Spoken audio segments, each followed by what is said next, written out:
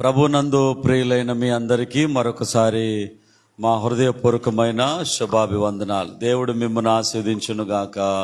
ఆమేన్. ఈరోజు దేవుని యొక్క వాక్యాన్ని మనం విందాం.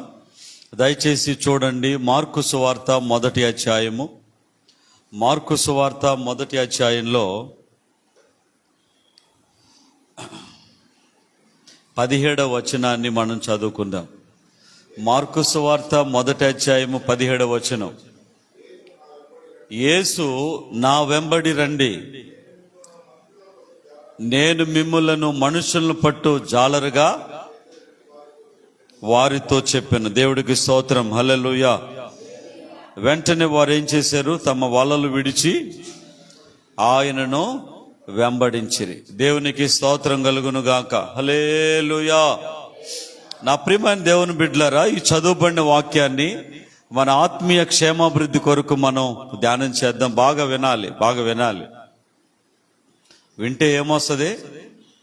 విశ్వాసం వస్తుంది. కాబట్టి వాక్యం బాగా వినాలి. సైతానుడు చర్చికి రానీయుడు, గుర్తుపెట్టుకోండి. ఒకవేళ అటు ఇటు చేసి వాడిని ఎట్టగొట్ట తరిమి మనం వస్తే వాక్యం విన్నీయుడు. ఎందుకని? నువ్వు చర్చికి వస్తే వాక్యం వింటే నీ జీవితం ఆస్వాదించబడుతుంది. అది వాడికి ఇష్టం లేదు కాబట్టి వాడు ఇట్లాంటి పనులన్నీ వాడు చేస్తాడు. సరే, దేవుని స్తోత్రం. ఇక్కడేం రాయబడి ఉందంటే, యేసు ప్రభువారు నా వెంబడి రండి, నేను మిమ్మల్ని మనుషులను పట్టే జాలర్లుగా చేస్తానని వారితో చెప్పాడు. వాళ్ళెవరు? పేతురు, అక్కడ ఉన్నటువంటి యోహాను, వాళ్ళందరూ కూడా. అంటే అక్కడ కొంతమంది జాలర్లు ఉన్నారు, అంటే చేపలు పట్టేవాళ్ళు. వాళ్ళ దగ్గరకి యేసు ప్రభు వెళ్ళి, మీరు చేపలు పడుతున్నారు, అయితే నన్ను వెంబడించండి, నాతో రండి, నేను మిమ్మలను మనుషులను పట్టే జాలర్లుగా చేస్తానని చెప్పాడు. అప్పుడు వాళ్ళు ఏం చేశారంటే, తమ వలలు విడిచిపెట్టి ప్రభువుని వెంబడించారు. హల్లెలూయా చెప్పండి. మరి ఇందులో మనం నేర్చుకోవాల్సిన లెసన్ ఏంటి?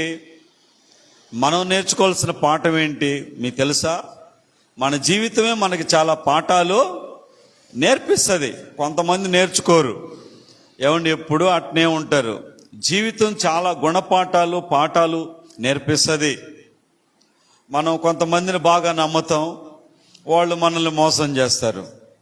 కొంతమందిని బాగా ప్రేమిస్తాం, వాళ్ళు మనల్ని వీపు మీద ఒక తన్నుదని వెళ్ళిపోతారు.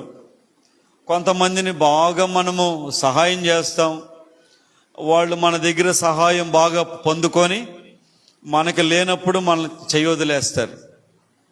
ఇలాంటివన్నీ గుణపాఠాలు జీవితంలో. ఇవన్నీ మనం గమనించుకోవాలి ప్రియులారా. ఒక్కోసారి మనం కొంచెం గ్రహింపు లేక మంచిని మనం విడిచిపెట్టి చెడు దగ్గరికి వెళ్ళిపోతాం. ఆ తర్వాత ఫస్ట్లో అది మంచిగా మనకు అనిపిస్తుంది, తర్వాత అది చెడు అని అర్థం అవుద్ది. అప్పుడు అది చాలా దుష్ప్రభావాలు వస్తాయి. ఇవన్నీ లైఫ్లో చాలా గుణపాఠాలు వస్తాయి. మనం గుర్తుపెట్టుకోవాలి, గ్రహించుకోవాలి. ఇప్పుడు పెద్దవాళ్ళ దగ్గర నుంచి మనం నేర్చుకోవాలంటే, పెద్దవాళ్ళ దగ్గర ఏమి నేర్చుకోవాలి? వాళ్ళ అనుభవంలోంచి వచ్చినటువంటి జీవిత సత్యాలు మనము నేర్చుకోవాలండి. 25 ఏళ్ల కుర్రోడికి ఏం తెలుసు? వాడికి ఆ ఒంట్లో రక్తము ఏమండే ఆ యొక్క ఆవేశం తప్ప ఏం వాడికి తెలియదు కదా. అది ఒక 50 ఏళ్ళు ఉన్నోడికి, 60 ఏళ్ళు ఉన్నోడికి దెబ్బలు తిన్న కోడికి బాగా చెప్పండి, దెబ్బలు తిన్న కోడి దానికి బాగా తెలుసండి. అది ఎగరదు, అది తొందరగా బరిలోనికి పోదు, ఆలోచిస్తుంది. దానికి ముందుకు దోస్తుంటే ఆలోచిస్తుంది. ఎందుకంటే రెండోసారి పోతుంది కదా, మూడోసారి పోతుంది కదా. ఫస్ట్సారి పోయినప్పుడు ఎడాపెడా దెబ్బలు తిని వచ్చింది కదా, బతుకు తప్పించుకుని వచ్చింది కదా, సావు తప్పించుకుని వచ్చింది కదా. అందుకనే జాగ్రత్తగా ఉండాల.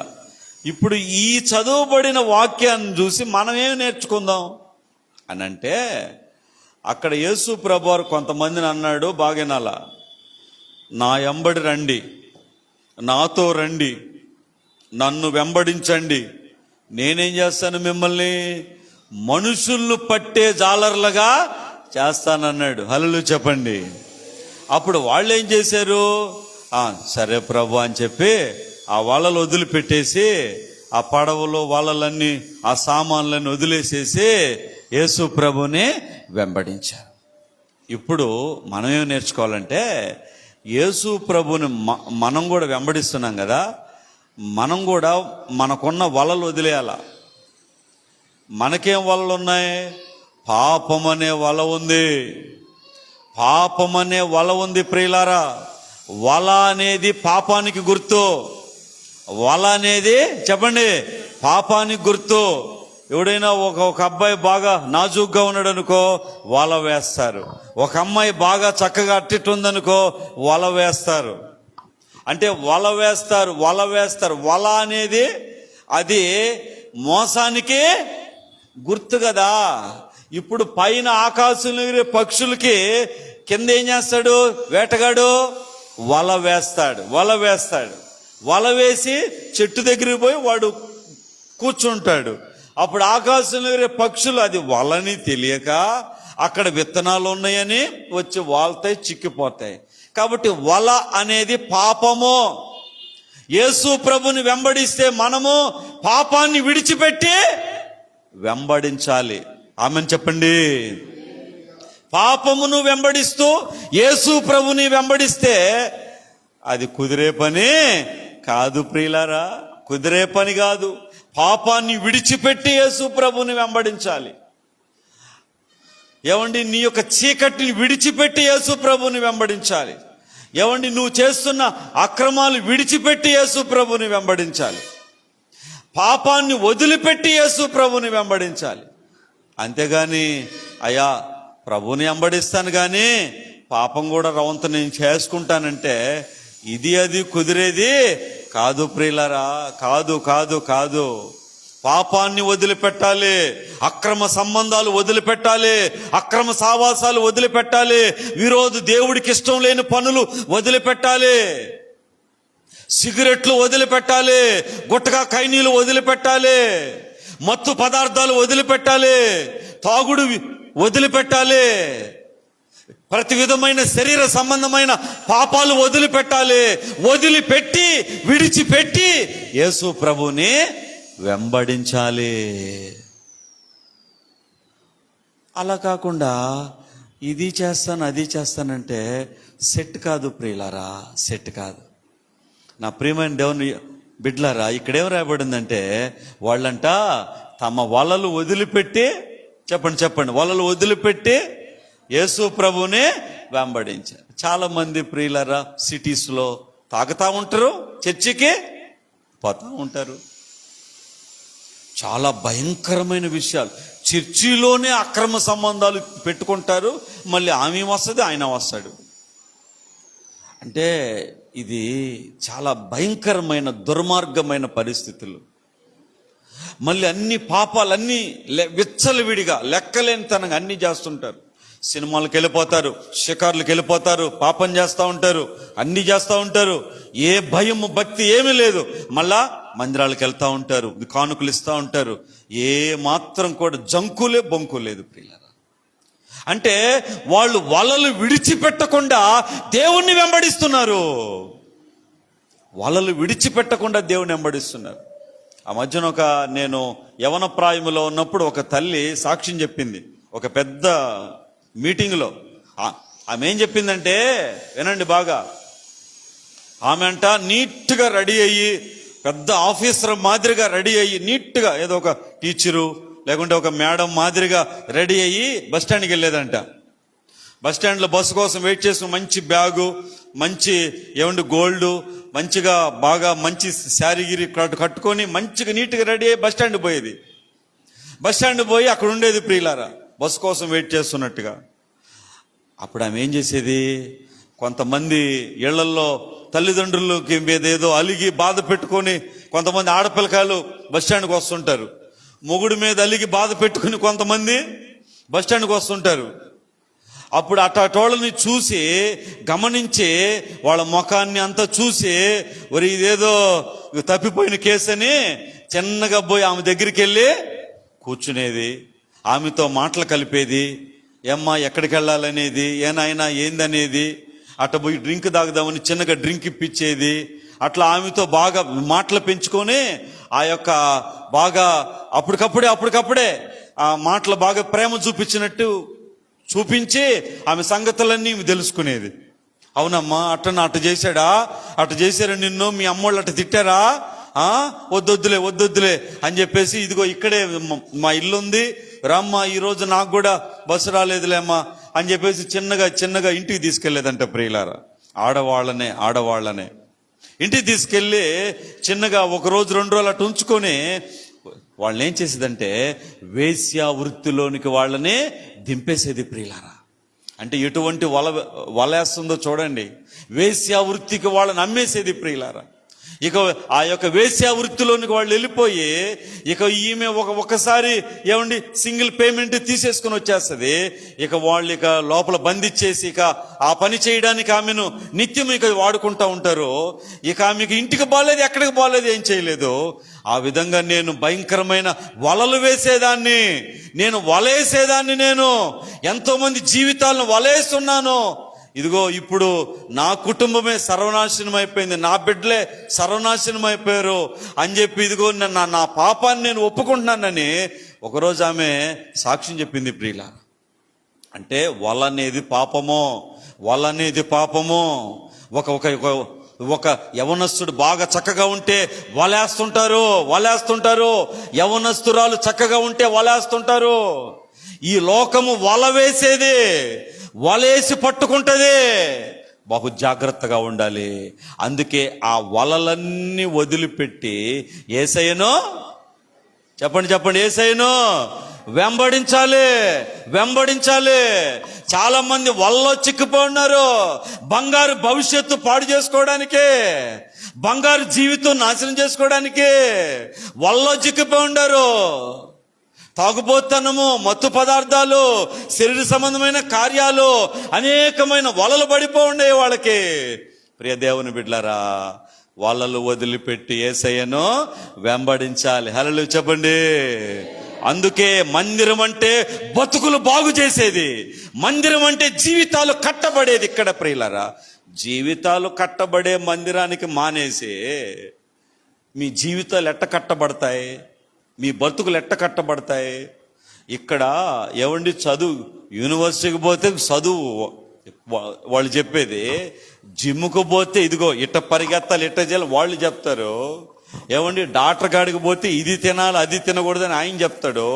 ఇక్కడికి వస్తే నీ జీవితం ఎట్ట కట్టబడుతుంది, నీ జీవితం ఎట్ట అభివృద్ధి అవుతుంది, నీ జీవితం క్షేమంగా ఎట్ట బతుకుతావు, నీ జీవితం ముసలితనం వరకు నీవు చిక్కుల్లో పడకుండా దేవుణ్ణి నెట్ట కాపాడతాడు. బతుకులు కట్టబడే స్థలం అండి ఇది. దీనికి ఎగరగొట్టేస్తే మనం ఎట్లా బాగుపడతాం, ఏమవుతాం ప్రియులరా? అందుకనే ప్రియ దేవుని బిడ్డలారా, వాళ్ళు వలలు వదిలిపెట్టి యేసయ్యను వెంబడించినట్టుగా మనం పాపాలు విడిచిపెట్టి యేసయ్యను వెంబడించాలి. కొన్ని సంఘాల్లో విశ్వాసుల్ని ఆయన పొగడుతుంటాడు. అబ్బా ఆ అమ్మ బలి ఇచ్చింది నాయన, ఇదిగో ఈయన బలి ఇచ్చాడు, ఆయన బలి ఇచ్చే మంచి కానుకలు ఇచ్చారు. నేను మిమ్మల్ని పొగిడితే, మీరు నన్ను పొగిడితే ఏం ప్రయోజనంలే. ఇది ఒరిజినల్ బోధ, ఇది సత్యమైనది, ఇది కావాలి. నీవు గాని నేను గాని పాపాలు వదిలిపెట్టి యేసయ్యను వెంబడించాలి, తప్పులు మానేసి యేసయ్యను వెంబడించాలి, దేవుని దగ్గర పశ్చాత్తాపడి యేసయ్యను వెంబడించాలి. అయ్యే తప్పులు, అయ్యే పాపాలు, అయ్యే నేరాలు అవే చేసుకుంటూ యేసయ్యను వెంబడిస్తే ప్రయోజనం లేదండి, ప్రయోజనం లేదు, లాభం లేదు. అందుకే వాళ్ళు ఏం చేశారంటే వలలు విడిచిపెట్టి యేసయ్యను వెంబడించారు ప్రియులారా. కొంతమందికి భయంకరమైన నోళ్ళు ప్రియులారా, దేవుని నమ్ముకున్నా కూడా నోరు తగ్గడంలే ప్రియులారా. దయచేసి ఆలకించండి, బైబిల్ ఏముందో మీకు తెలుసా? మీ నోరే మీకు ఉరి అని ఉంది ప్రియులారా. ఎవడో వచ్చి మన కుతిక్కి ఉరియాల్సిన అవసరంలే ప్రియులారా. మీ నోరే అంటే తెల్లారి లేచిన కానించి ఏమండి ఇక దానికి అదుపు ఏమండి ఒక క్రమం పద్ధతి ఏం లేదు కదా. మరి ఇది కూడా భయంకరమైన వల కదా ప్రియులారా. ఇటువంటి వలలన్నీ విడిచిపెట్టి యేసయ్యను వెంబడించాలి. ఇటువంటి వలలన్నీ విడిచిపెట్టాలి ప్రియులారా. పరిశుద్ధ జీవితం, దాని ప్రాధాన్యత, దాని గొప్పతనం మనం గుర్తించాలి ప్రియులారా. అటు పోయి టెంకాయ కొట్టుకుని ఇటు అనుకుని వచ్చేది కాదు కదా ఇది. కాదు కదా ఇది. అది వేరే, ఆ కథలు వేరే, ఇది కాదు కదా. ఏమండి భక్తిని బయట చూపించుకునేది ఇది కాదు కదా. ఇది శ్రేష్టమైంది, పరిశుద్ధమైంది కదా ఇది, పవిత్రమైంది కదా ఇది, సత్యమైంది కదా ఇది. కాబట్టి మనం ఏం చేయాలంటే మన పాపాన్ని విడిచిపెట్టి యేసయ్యను వెంబడించాలి. అక్రమ సంబంధాలు విడిచిపెట్టి యేసయ్య. ఆ మధ్య నేను ఒక చర్చిలో ఇదే చెప్తుంటే ఒక ఆమె, ఓహో పాపాన్ని విడిచిపెట్టి యేసయ్యను వెంబడించాలా, అది కుదరదుగానే నిన్నే వదిలేసని చెప్పి నన్నే వదిలేసింది. నన్నంటే సంఘాన్ని వదిలేసింది, నన్ను వదిలేసింది. ఎందుకంటే పాపాన్ని నా వదలలేదు, ఆయన ఆగమనే చెప్పలేదు. కాబట్టి ఆమె ఏం చేసింది, నన్నే వదిలేసింది. స్తోత్రం నాయనా, ఇక నీకు వందనాలు అని చెప్పి ఇక నేను కూడా గమ్ముగా అయిపోయినా. కాబట్టి ఇట్లాంటి కేసులు ఎన్ని ఉన్నాయో. కాబట్టి పాపాన్ని విడిచిపెట్టి, పాపాన్ని వదిలిపెట్టి యేసయ్యను మనము వెంబడించాలి ప్రియులారా, వెంబడించాలి. చాలామంది అబద్ధాలు మాట్లాడుతూ ఉన్నారు ప్రియులరా. ఒక అబద్ధం సర్వనాశనాన్ని తీసుకుని వస్తుంది. వద్దండి, అబద్ధాలు చెప్పాల్సిన అవసరం లేదు. వ్యాపారం చేసినా నీతిగా చేయాలా. ఇదిగమ్మా ఈ వస్తువు 10 రూపాయలు కొన్నా 15 రూపాయలకు అమ్ముతున్నా, నీకు ఇష్టమైతే కొను, కష్టమైతే వద్దు. నేనేం అక్రమంగా 20-25కి నేనేం చెప్పడంలే. ఇదిగో నన్ను ఇంతకు వచ్చింది ఇంతకు అమ్ముతున్నా, నీకు ఇష్టమైతే కొను, లేదంటే ఇంకోళ్ళ కాడికి పోతా. మనమేం అబద్ధాలు మోసాలు. కొంతమంది నోరు తెరిస్తే భయంకరమైన అబద్ధాలు మాట్లాడుతున్నారు. ఎందుకు మాట్లాడుతున్నారు? దేవుని నమ్ముకుని ఎందుకు మాట్లాడుతున్నారు? యేసయ్యను నమ్ముకుని ఎందుకు మాట్లాడుతున్నారు? మన దేవుడు అబద్ధికుడు కాదు, అబద్ధం ఆయనలో లేదు. అబద్ధికుడు సైతానుగాడు, వాడు అబద్ధికుడు. వాడు నీ పేరేంట్రా అని అంటే నంబర్ చెప్పాడా, పేరు చెప్పాడా? చెప్పండి. నీ పేరేంటంటే నేను సేన అని చెప్పాడు. సేన అంటే ఏంది? పేరు కాదు అది. మేము 6,000 మంది అంటున్నాడు. నువ్వు ఎన్ని వేల మంది అది అడగలేదే, నీ పేరు అడిగాడు కదా, పేరు చెప్పాలి కదా. అంటే వాడు స్ట్రైట్గా సమాధానం ఎప్పుడో చెప్పడు. వాడు అబద్ధికుడు. దేవుని బిడ్డలు అబద్ధమనే వలలో ఉన్నారు, పాపమనే వలల్లో ఉన్నారు, లోకమనే వలల్లో ఉన్నారు. ఆ వలలు విడిచిపెట్టి యేసయ్యను వెంబడించాలి. ఇది అవసరమైన బోధ ప్రియులారా. అందుకే వాళ్ళు చూడండి, నా వెంబడి రండి, నేను మిమ్మల్ని మనుషులను పట్టే జాలర్లుగా చేస్తానంటే వలలు విడిచిపెట్టి ప్రభుని వెంబడించారు. ప్రియ సహోదరుడా, యేసయ్యను వెంబడించు, దేవుడు నిన్ను గొప్పోడుగా చేస్తాడు. హల్లెలూయా చెప్పండి. దావీదనే వ్యక్తి, ఈడు కాదు, దావీదనే వ్యక్తి ఏమండి ఆ వయసులో, చిన్న వయసులో దేవుణ్ణి వెంబడించాడు. ఎవరిని వెంబడించాడో? దేవుణ్ణి వెంబడించాడు ప్రియులారా. వాళ్ళ ఆయన గొర్రెలు కాసుకోమనిస్తే గొర్రెలు మేపుతూ దేవునికి పాటలు రాశాడు, పాటలు పాడాడు. అయ్యే కాదు, ఇప్పుడు మనం కీర్తన గ్రంథం ఫ్లూట్ వాయించుకుంటూ ఏవండి మంచి సంగీతంతో దేవుణ్ణి ఆరాధించేవాడు. అందరి పిల్లల్లాగా దావీదు బతకలేదు ఆ రోజుల్లో. దావీదు దేవుణ్ణి ప్రేమించాడు, దేవుణ్ణి నమ్ముకున్నాడు, దేవునికి ఇష్టడుగా బతికాడు. ఏమండి దావీదు ఏమండి తన యొక్క ఏ పాపం లేకుండా ప్రభువుని వెంబడించాడు. దేవుణ్ణి వెంబడించిన దావీదుని దేవుడు ఏం చేశాడు? రాజుగా చేశాడు. హల్లెలూయా, హల్లెలూయా. నువ్వు దేవుణ్ణి వెంబడిస్తే దేవుడు నిన్ను గొప్పవాణ్ణి చేస్తాడు, గొప్పవాణ్ణి చేస్తాడు. మా నాన్న అంటుండేది దేవుడు గొప్పోడు, దేవుడు గొప్పోడు. నాకు ఆ మాటలు గుర్తొస్తా ఉన్నాయి. దేవుడు గొప్పోడు, దేవుడు గొప్పోడు అంటుండేది. దేవుడు స్తోత్రం, హల్లెలూయా హల్లెలూయా. మరి దేవుడు గొప్పోడే, ఆయన గొప్పవాడే, గొప్ప కార్యాలు ఆయన చేస్తాడు. ఆయన నమ్ముకుంటే, ఆయన మీద ఆధారపడితే, ఆయన వెంబడిస్తే, ఆయన అనుసరిస్తే, పాపాన్ని విడిచిపెట్టి ప్రభువుని వెంబడిస్తే అటువంటి వాళ్ళ జీవితాల్లో దేవుడు గొప్ప కార్యాలు చేస్తాడు ప్రియులారా. కాబట్టి వీళ్ళు ఏం చేశారంటే వలలు విడిచిపెట్టి దేవుణ్ణి వెంబడించారు. అప్పుడు దేవుడు వాళ్ళని ఏం చేశాడు? అపోస్తలుని చేశాడు. హల్లెలూయా. శిష్యులల్లా అపోస్తలు అయిపోయారు. సంఘానికి వాళ్ళే ఏమన్నా పునాది రాళ్ళు అయిపోయారు. నీ బండ మీద సంఘం కడతానన్నాడు. అపోస్తలుల బోధలు ఇప్పుడు మనం అనుసరిస్తున్నాం. అపోస్తలు పెట్టిన నియమాలు మనం పాటిస్తున్నాం. అపోస్తలు లేనిదే సంఘం లేదు. అంత గొప్పవాళ్ళుగా దేవుడు వాళ్ళని అపోస్తలుగా దేవుడు చేశాడు. అవును, నువ్వు దేవుడిని వెంబడిస్తే దేవుడు నిన్ను గొప్పవాడిగా చేస్తాడు. అదే కనుక నువ్వు పాపాన్ని వెంబడిస్తే ఈ లోకంలో భ్రష్టుడు అయిపోతావు. పాపాన్ని దేవుణ్ణి వెంబడిస్తే ఇంకా భ్రష్టుడు అయిపోతావు ప్రియులారా. దేవుడికి స్తోత్రం, హల్లెలూయా. మిమ్మల్ని ప్రశ్న అడుగుతున్నా, చెప్పగలిగితే చెప్పండి. ఒక మనిషిని పాపం అనేది డిక్లేర్ అయింది ధర్మశాస్త్రం వచ్చినాక, ధర్మశాస్త్రం రాకముందా? ధర్మశాస్త్రం వచ్చినాక ఒక మనిషిని పాపి అని డిక్లేర్ చేసింది.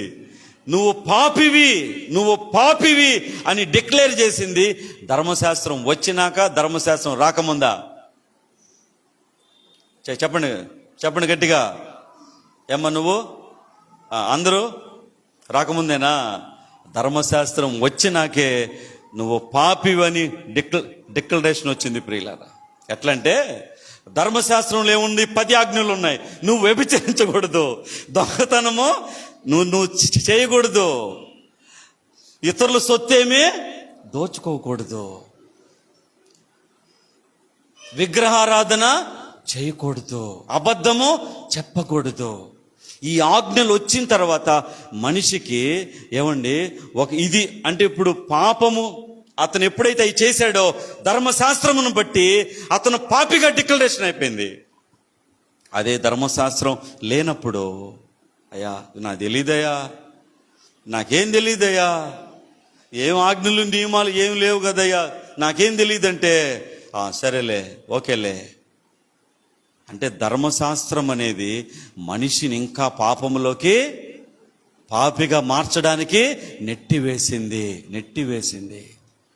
ఇప్పుడు నేను మిమ్మల్ని ఒకటి అడుగుతా, చర్చికి రాకముందు పాపం చేస్తే అయ్యా నాకు తెలీదయ్యా, దేవుణ్ణి ఎరక్కముందు పాపం చేస్తే అయ్యా నాకెవరు ఏం తెలియదయ్యా, ఎట్టో బతికేశానయ్యా, దేవుని వాక్యం వినకముందు పాపం చేస్తే, రక్షణ పొందకముందు పాపం చేస్తే అయ్యా నాకు తెలియదు యేసయ్యా, ఏదో నాకు ఎట్టో నేను బతికేశానంటే ఓకే. నీకు అన్నీ తెలిసి చర్చికి వచ్చినాక, రక్షణ పొందినాక, వాక్యం విన్నాక, దేవుడు ఎరిగినాక నువ్వు పాపం చేసి ఆయన ఒప్పుకుంటాడా? ధర్మశాస్త్రం వచ్చినాక పాపం చేస్తే ఆయన ఒప్పుకుంటాడా? ధర్మశాస్త్రం రాకముందు నాకేం తెలియదయ్యా, నాకెవరు చెప్పలేదయ్యా, ఏం లేదయ్యా, సరేలే ఓకే. మోషే ధర్మశాస్త్రం ఎప్పుడు వచ్చిందో మనిషిని పాపిగా డిక్లరేషన్ వచ్చేసిందడా. ఎందుకంటే ఆజ్ఞ అతిక్రమమే పాపం అయిపోయింది. ఆజ్ఞ వచ్చినాక ప్రతి మనిషి దేవుని ఎదుట పాపిగా మారిపోయాడు. ఇప్పుడు నువ్వు దేవుణ్ణి ఎరిగినాక, సత్యాన్ని ఎరిగినాక, రక్షణ పొందినాక, చర్చికి వచ్చినాక పాపం చేస్తే దేవుణ్ణి అంగీకరిస్తాడా? దేవుణ్ణి ఒప్పుకుంటాడా? ఆలోచించండి. చాలామంది దేవుణ్ణి ఎరిగిన తర్వాత కూడా పాపం చేస్తున్నారండి. దేవుణ్ణి ఎరిగిన తర్వాత కూడా, మందిరానికి వచ్చిన తర్వాత కూడా తప్పు చేస్తున్నారు ప్రియులారా. మంచిది కాదండి. వలలు విడిచిపెట్టండి, పాపం అనే వలలో విడిచిపెట్టండి. వాళ్ళు వలలు విడిచి ప్రభువుని వెంబడించారు, గొప్పవాళ్ళు అయ్యారు. మరి నీవు నేను కూడా అట్టి వలలు విడిచిపెట్టి దేవుణ్ణి వెంబడించాలా? హల్లెలూయా చెప్పండి. హల్లెలూయా. హల్లెలూయా. సెకండ్ ఒక ఆమె ఉంది, ఆమె ఏదో విడిచిపెట్టింది, గొప్పదైపోయింది. ఏ విడిచిపెట్టింది, ఎలా గొప్పదైంది, ఆమెను చూద్దాం. యోహాను సువార్త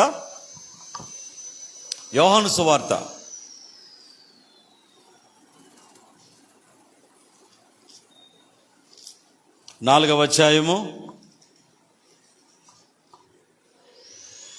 యోహాను సువార్త 4వ అధ్యాయము.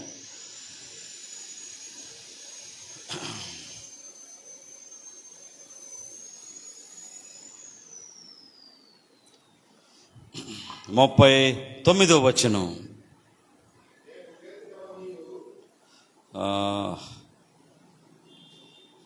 నేను చేసినవన్నీ అన్న పైన అనుకుంటా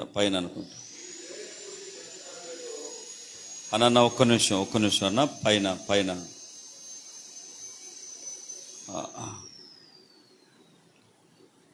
దేవుని స్తోత్రం.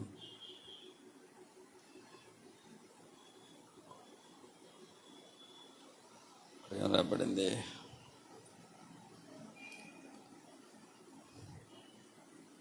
ప్రభు స్తోత్రం కలుగుగాక. హల్లెలూయా.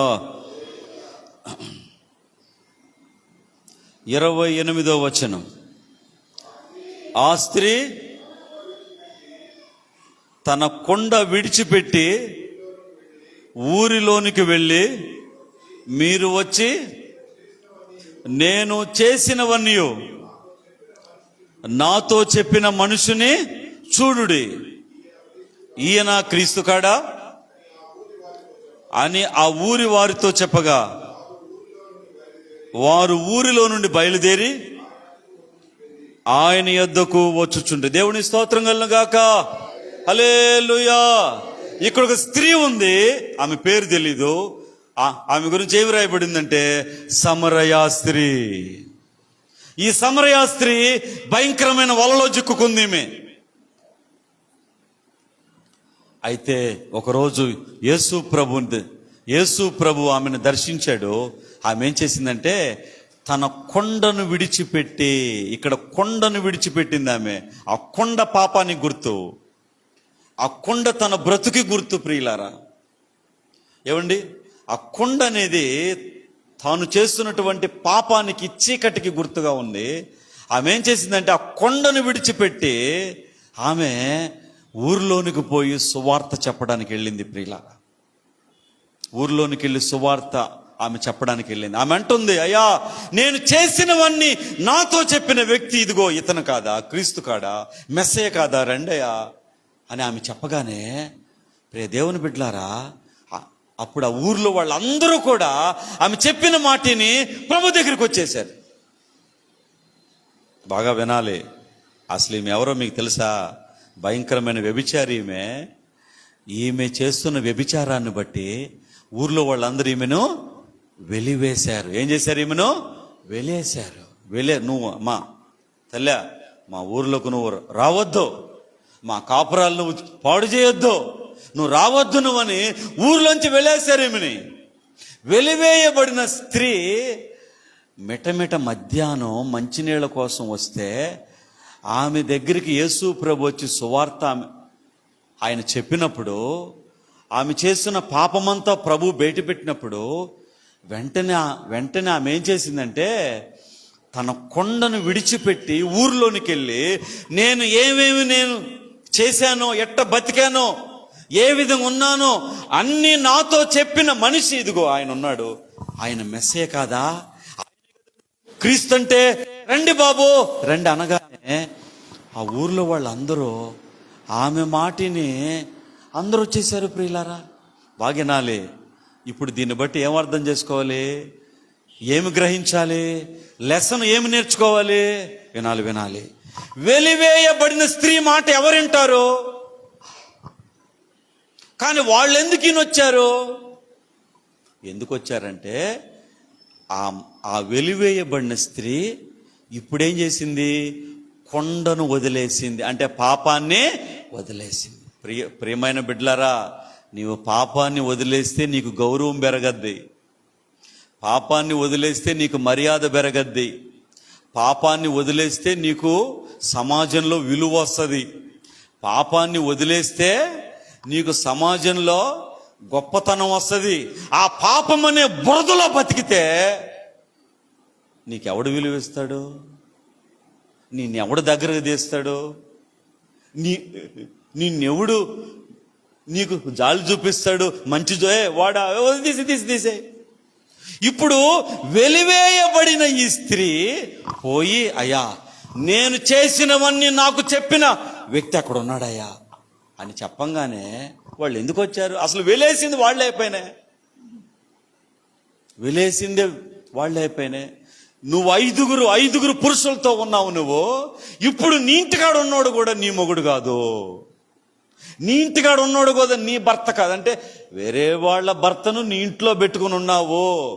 ఇంత ఖచ్చితంగా దేవుడు ఆమెతో మాట్లాడినప్పుడు ఆమె ఏం చేసింది? అయ్యా నిజంగా నువ్వు కరెక్ట్గా నా బ్రతుకంతా నువ్వు చెప్పావని చెప్పి ఆమె వెంటనే ప్రభు దగ్గర తన పాపాన్ని ఒప్పుకొని ఆ కొండను విడిచిపెట్టి దేవుని మాటలు చెప్పడానికి ఊర్లోనికి వెళ్ళింది. ఎప్పుడైతే కొండను విడిచిపెట్టిందో, పాపాన్ని విడిచిపెట్టిందో, ఊర్లో వాళ్ళు ఆమె మాట నమ్మారు, గౌరవం ఇచ్చారు, మర్యాద ఇచ్చారు. ఆమె చెప్పిన మాటలు విని యేసు ప్రభు దగ్గరకు వాళ్ళు వచ్చారు. అందుకే ప్రియ దేవుని బిడ్డలారా, వినాలి వినాలి వినాలి. ఊర్లో నువ్వు ఉంటున్న ఊర్లో, బంధువుల్లో, స్నేహితుల్లో, సంఘంలో నీ విలువ పెరగాలంటే పాపాన్ని వదిలే. నీకు మర్యాద పెరగాలంటే పాపాన్ని వదిలే. లేదు నేను ఇంకా హీనస్థితికి వెళ్తానంటే పాపాన్ని అంటి పెట్టుకో. ఈమె ఎప్పుడైతే పాపం అనే కొండను వదిలేసిందో, ఎవరు వెలివేశారో వాళ్లే ఆమె మాట విని నమ్మి ప్రభు దగ్గరికి వచ్చారు. అంటే ఈమె ఎంత గొప్ప సువార్థికురాలైపోయింది, ఎంత గొప్పదైపోయింది. పాపాన్ని విడిచిపెడితే అంత గొప్పతనం వస్తుంది. హల్లెలూయా. పాపాన్ని కరుచుకుంటే సర్వనాశనం అయిపోతాం, సమాజంలోంచి వెలివేయబడతాం. అందరూ మనల్ని చీ అంటారు, పో అంటారు, అబ్బా ఈడా, అబ్బా ఆమె, అబ్బా అది ఇది అంటారు. మనకెక్కడ అన్నం దొరకదు, అప్పు పుట్టదు, ఆశ్రయం ఎవరు? పాపాన్ని ఖర్చుకుంటే దేవుడు కూడా మనల్ని ఎవరిని దూరం చేసేస్తున్నట్టు మన జీవితం సర్వనాశనం అయిపోద్ది. అదే పాపాన్ని విడిచిపెడితే నీకెక్కడ లేని మర్యాద వస్తుంది. పాపాన్ని వదిలేస్తే గౌరవం వస్తుంది, పాపాన్ని వదిలేస్తే మర్యాద వస్తుంది, ఘనత వస్తుంది. సమాజంలో, సంఘంలో నిన్ను అందరూ గొప్పవాడంటారు. ఇప్పుడు ఈ సమరయ స్త్రీ, అంత భయంకరమైన బతుకుచున్న సమరయ స్త్రీ ఎప్పుడైతే యేసు ప్రభు నెరిగిందో కొండను వదిలేసింది, పాపాన్ని వదిలేసింది. ఎప్పుడు ఆమె పాపాన్ని వదిలేసిందో ఆమె మాటకు వాళ్ళు గౌరవం ఇచ్చారు. ఏ ఊరోళ్ళు వెలివేశారో వాళ్ళే ఆమె మాటకి విలువిచ్చారు, మర్యాద ఇచ్చారు. ప్రియ దేవుని బిడ్డలారా, దయచేసి ఆలకించండి. పాపాన్ని వదిలేయండి. ఏమండి, అబ్రహాము ప్రియ దేవుని బిడ్డలారా, ఆ యొక్క దాసీతో పోయినప్పుడు మన దేవుడు వచ్చి అంటున్నాడు, అయ్యా నీ ఇంట్లో ఉన్న దాసిని తరిమే అన్నాడు. హల్లెలూయా చెప్పండి, హల్లెలూయా. తరిమేసేయ్, వద్దు. ఆ దాసి నీతో ఉంటే నీవు వాగ్దాన పుత్రుడు ఎన్నటికీ కాలేవు. ఆ దాసి నీతో ఉంటే నా దర్శనం నెరవేరదు. ఆ దాసి నీతో ఉంటే నా ప్రణాళిక, నా విజన్ నెరవేరదు. ఆ దాసిని, ఆ పాపాన్ని వదిలే. చాలా మంది పాపముతో ఫ్రెండ్షిప్ చేస్తారు, దేవునితో ఫ్రెండ్షిప్ చేస్తారు. మంచిది కాదు ప్రియులారా, మంచిది కాదు. నేనెందుకు ఎక్కువ నీతిగా ఉండండి, విశ్వాసంగా ఉండండి, యథార్థంగా ఉండండి, నమ్మకంగా ఉండండి. అలా ఉంటే హై మార్క్స్ వస్తాయి దేవుని దగ్గర. హల్లెలూయా చెప్పండి. నువ్వెంత పాడావు, నువ్వెంతగా ఏమండి నువ్వు ఏం చేసావు, ఇదంతా కాదు. నువ్వెంత నీతిగా ఉన్నావు, యథార్థంగా ఉన్నావు, పరిశుద్ధంగా ఉన్నావు, అప్పుడు నీకు హై మార్క్స్ వస్తాయి. దేవుని కాడ నీకు హై మార్క్స్ వస్తే మంచి బహుమానాలు నీకు దొరుకుతాయి. హల్లెలూయా. అందుకనే ప్రియమిత్రులారా, జీవితం చాలా విలువైంది. దాన్ని చెడగొట్టుకుంటే బాగు చేయటం చాలా కష్టం. జీవితం పాడైపోతే దాన్ని బాగు చేయడం చాలా కష్టం ప్రియులారా. బాగు చేయడం చాలా కష్టం. God can repair any life. అయితే కొన్ని జీవితాలని దేవుడు కూడా బాగు చేయలేడు, కొన్ని జీవితాలని. ఎందుకంటే వాళ్ళు శాంతం చివరి దాకా, ఏదో అంటలా తెగేదాకా ఆగారన్నట్టు, శాంతం చివరి దాకా, అంటే అల్టిమేట్ లాస్ట్కి వెళ్ళిపోయినాక దేవా అంటే దేవుడు కూడా, చెప్పండి తమ్ముడు, అల్టిమేట్ లాస్ట్, ఇక చివరికి వెళ్ళిపోయినాక, అయ్యా డాక్టర్ గారు అపోలో ఏమ్మా ఇక్కడ చెన్నై విజయ హాస్పిటల్, అయ్యా ఏం లేదండి, సారీ ఏం చేయలేము, మీరు లాస్ట్కి వచ్చేసారు, మీరు ఏం చేయలేమండి, అయ్యా లక్షలు ఇదిగో చెక్కు మీకెంత కావాలో, సారీ ఏం చేయలేము. దేవుడు కూడా అంతేనండి. God can repair any life. అట్లానే లాస్ట్ దాకా, చివరి దాకా, తెగిపోయేదాకా, చివరి దాకా వెళ్ళిపోయి, అయ్యా దేవా అయ్యా సారీ ఏం చేయలేము. ప్రియ దేవుని బిడ్డలారా, ఈ మాటలు వింటున్న మీరందరూ దయచేసి ఆలకించండి. కొండను వదిలేయండి. ఏ కొండది? పాపమనే కొండ. వలలు వదిలేయండి, పాపం అనే వలలు. అవి వదిలేస్తే దేవుడు మిమ్మల్ని గొప్పవాళ్ళని చేస్తాడు. ఇప్పుడు ఆమె చూడండి 5 పురుషులతో అక్రమంగా బతికిన ఆమె ఎప్పుడైతే యేసు ప్రభువుని ఎరిగిందో, పాపాన్ని వదిలేసింది, ఏమన్నా కొండను వదిలేసింది, అప్పుడు ఆమెకి ఎక్కడ లేని ఘనత వచ్చింది, గౌరవం వచ్చింది, మర్యాద వచ్చింది. ఆమె మాట ఊరోళ్ళందరూ విని ప్రభు దగ్గరికి వచ్చి ప్రభువునందు విశ్వాసం ఉంచారు. హల్లెలూయా. ఇందాక ఫస్ట్ అన్న చదివింది అదే 38వ వచనం అనుకుంటా అన్న, 39వ వచనం. నేను చేసినవన్నీ నాతో చెప్పినని సాక్ష్యం ఇచ్చిన స్త్రీ యొక్క మాటలను బట్టి ఆ ఊర్లోని సమరయలలో అనేకులు ఏమండి ఆయన యందు విశ్వాసం ఉంచారు. వాట్ ఏ వండర్ఫుల్ అండి, ఎంత గొప్పతనం ఇది. వెలివేయబడిన స్త్రీ, ఒక వేశ్య స్త్రీ, ఆమె చెప్పిన మాటలను విని అంతమంది విశ్వాసం ఉంచి రక్షించబడ్డారంటే దానికి కారణం సింగిల్ మాటలో మీకు నేను చెప్పాలంటే, ఆమె కొండను వదిలేసింది, పాపాన్ని వదిలేసి పాప సంబంధాలు, పాప స్నేహాలు, అక్రమ స్నేహాలన్నీ వదిలేసి సమస్తం విడిచిపెట్టు, అప్పుడు నిన్ను గొప్పవాడినిగా దేవుడు చేస్తాడు. అవి కావాలి ఇవి కావాలంటే ఉపయోగం లేదు. మీకు తెలుసా, తల్లిదండ్రులు తప్పులు చేస్తారు, పిల్లల ఒడిల్లో దేవుడు నిప్పులేస్తాడు. విన్నారా? తల్లిదండ్రులు తప్పులు చేస్తారు, పిల్లల ఒడుల్లో దేవుడు నిప్పులు వేస్తాడు. అంటే మీరు తప్పులు చేస్తే కాలేదు, వాళ్ళ ధర్మశాస్త్రం అట్నే ఉంది, బైబిల్ అట్నే ఉంది. అందుకే తల్లిదండ్రులుగా తప్పులు చెయ్యొద్దు. బీ కేర్ఫుల్, చెయ్యొద్దు. మీరు తప్పులు చేస్తారు హ్యాపీగా, నిప్పులేమో పిల్లల ఒడుల్లో వేస్తాడు. కాల్తా ఉంటారు. అయ్యా మా పిల్లోడు ఎందుకు ఇట్ట అయిపోయాడు, అయ్యా మా పిల్ల ఎందుకు ఇట్ట అయిపోయింది, ఒక్కసారి నీ జీవితం వెనక చూసుకో అని అనాలనిపిస్తుంది. అనను, ఎందుకంటే వాళ్ళు బాధపడతారు.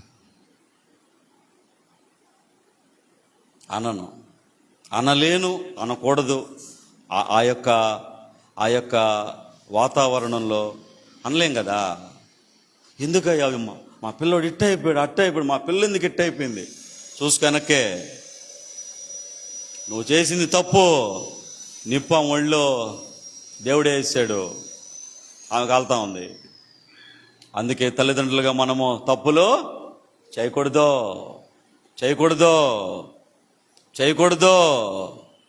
మనం తప్పులు చేస్తే పిల్లల ఒడుల్లో దేవుడు నిప్పులేస్తాడు. మనం చేయకూడదు. పిల్లల్ని దేవునిలో మనం జాగ్రత్తగా పెంచాల్సిన బాధ్యత ఉంది. దేవుడు మనల్ని అప్పుడు ఆశీర్వదిస్తాడు. కాబట్టి ప్రియ దేవుని బిడ్డలారా, పాపాన్ని విడిచిపెడితే దేవుడు ఆశీర్వదిస్తాడు. వాళ్ళని విడిచిపెట్టారు, వాళ్ళని దేవుడు అపోస్తలుని చేశాడు. ఈమె కొండను విడిచిపెట్టింది, ఈమెను దేవుడు గొప్ప సువార్తికురాలుగా దేవుడు చేశాడు. ఈరోజు నిన్ను నన్ను పాపాన్ని విడిచిపెడితే దేవుడు గొప్పవాళ్ళుగా ఆయన చేస్తాడు. ఎలీషా 7 జతల ఎడ్లను కాడిని విడిచిపెట్టి ఏలియాను వెంబడించాడు. ఇంకా చెప్పాలంటే ఆ 7 జతల ఎడ్లను దేవుడికి బలిచ్చి ఆ కాడినే కట్టెలుగా చేసి ఆ కట్టెల మీద ఆ 7 జతల ఎడ్లను బలిచ్చి ఏలియాను వెంబడించాడు. ఎంత గొప్పవాడండి అతను, ఎంత గొప్పవాడండి. అవ్వా కావాలి బొవ్వాక ఎట్టండి, ఏంది ఇది? దేవుడు అంటే తమాషా అనుకున్నారా? దేవుడు తమాషా, ఇంత విశ్వాన్ని సృష్టించిన దేవుడు తమాషా వస్తువు కాదండి. ఏలియాను వెంబడించేటప్పుడు ఎలీషా ఏం చేశాడు? తన 7 జతల ఎడ్లను బలిచ్చాడు యెహోవాకి. బలికి ఉపయోగించిన కట్లేందు మీకు తెలుసా? ఆ కాడిమానులే. వాటినే పగలగొట్టి కట్లుగా చేసి ఆ యొక్క ఎడ్లను బలిచ్చి ఏలియా వెంబడిపోయాడు. అప్పుడు ఎలీషా ఏమయ్యాడు? ఏలియా కంటే 2 అద్భుతాలు చేశాడు. దేవుని బిడ్డలారా, నీ వైపు నుంచి కొంత సాక్రిఫైస్ ఉండాలా, నీ వైపు నుంచి కొంత సాక్రిఫైస్ ఉండాలా. ఇప్పుడు ఆహారాన్ని, నిద్రని సాక్రిఫైస్ చేసి, సుఖాన్ని, సౌఖ్యాన్ని సాక్రిఫైస్ చేస్తే ఉన్నత శిఖరాలకు పోతాం. హల్లెలూయా చెప్పండి. నాకు పెళ్లి చేయి, చేసుకోబో.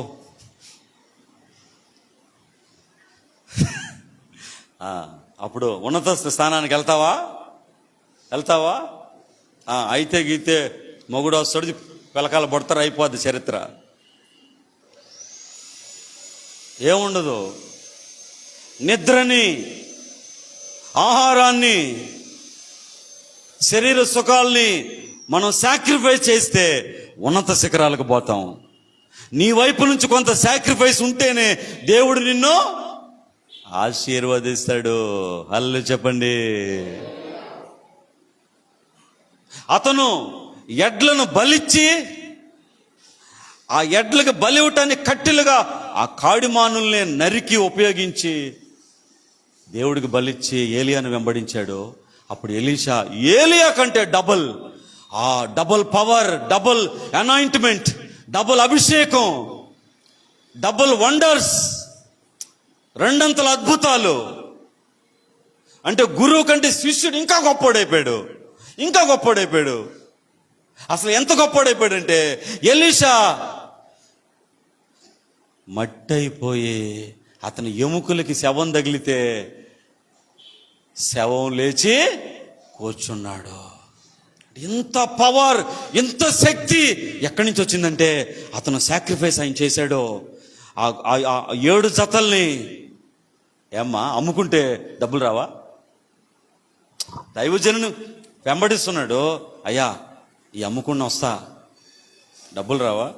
ఓహో తెలవదేమో, అంత తెలివి ఎలీషాకు లేదేమో. మీరు కానుంటే ఆ టైంలో చెప్పుండేవాళ్ళు కదా. వాళ్ళు మనకంటే చాలా తెలివైన వాళ్ళండి. మన తల్లిదండ్రులు అనుకుంటాం, మన తాత ముత్తాతలు అనుకుంటాం వాళ్ళు ఎంద్రబాబు పిచ్చోళ్ళు, అమాయకులని. ఇక్కడ భూమి మీద ఎవరు పిచ్చోళ్ళు లేరు, ఒరిజినల్ పిచ్చోళ్ళు తప్ప. అందరూ బుద్ధిగా, జ్ఞానంగా పెరిగారు. నేటి దినాల్లో మనుషులే అలా ఉన్నారు. కాబట్టి ఆనాడు ఎలీషా తన యొక్క 7 జతల ఎడ్లను, కాడిమానును దేవుడికి బలిచ్చుకొని ప్రభువుని వెంబడించాడు. అతను గొప్పవాడయ్యాడు. విడిచిపెట్టొచ్చాడు, గొప్పవాడయ్యాడు. వలలు విడిచిపెట్టొచ్చారు, అపోస్తలు అయ్యారు. కొనను విడిచిపెట్టొచ్చింది, పాపాన్ని విడిచిపెట్టొచ్చింది, సువార్తికురాలైంది. ఈరోజు నువ్వే విడిచిపెట్టావు. ఏం వదిలిపెట్టావు? దేవుడి కోసం ఏం వదిలిపెట్టావు? పాపాన్ని వదిలిపెట్టావా? లోక స్నేహాలను వదిలిపెట్టావా? ధనాపేక్షను వదిలిపెట్టావా? శరీర సంబంధమైన ఉద్రేకాలను వదిలిపెట్టావా? ఏం వదిలిపెట్టావు నువ్వు? నేను క్రిస్టియన్ అంటున్నావు, ఏం వదిలిపెట్టి యేసు ప్రభుని వెంబడిస్తున్నావు? ఇప్పుడైనా మారు మనసు పొందు, ఇప్పుడైనా ప్రభువుని హృదయపూర్వకంగా సేవించు. దేవుని కోసం పాపాన్ని విడిచిపెట్టి దేవుణ్ణి వెంబడించు. అప్పుడు దేవుడు నిన్ను గొప్పవాణ్ణి చేస్తాడు. హల్లెలూయా చెప్పండి. ఈ మాటలు ఎంతో మంది జీవితాలను కదిలిస్తాయని నా యొక్క విశ్వాసం. దేవుడి మాటలు ఆశీర్వదించును గాక. కళ్ళు మూసుకోండి, మనం ప్రార్థన చేసుకుందాం. దేవా నీకు స్తోత్రం, స్తోత్రం, స్తోత్రం, స్తోత్రం, స్తోత్రం. దయగలిగిన దేవా నీకు స్తోత్రం, కృపగలిగిన దేవా నీకు స్తోత్రం. అవునయ్యా, ఆనాడు శిష్యులు వలలు విడిచిపెట్టి నిన్ను వెంబడించారు, అపోస్తలులు అయ్యారు. ఆ సమరయ స్త్రీ కొండను విడిచిపెట్టి నిన్ను వెంబడించింది, గొప్ప సువార్తికురాలైంది. ఎవరి చేత వెలివేయబడిందో వాళ్ళ చేతనే ఘనత పొందింది, గౌరవం పొందింది, మర్యాద, గొప్పతనాన్ని పొందుకుంది.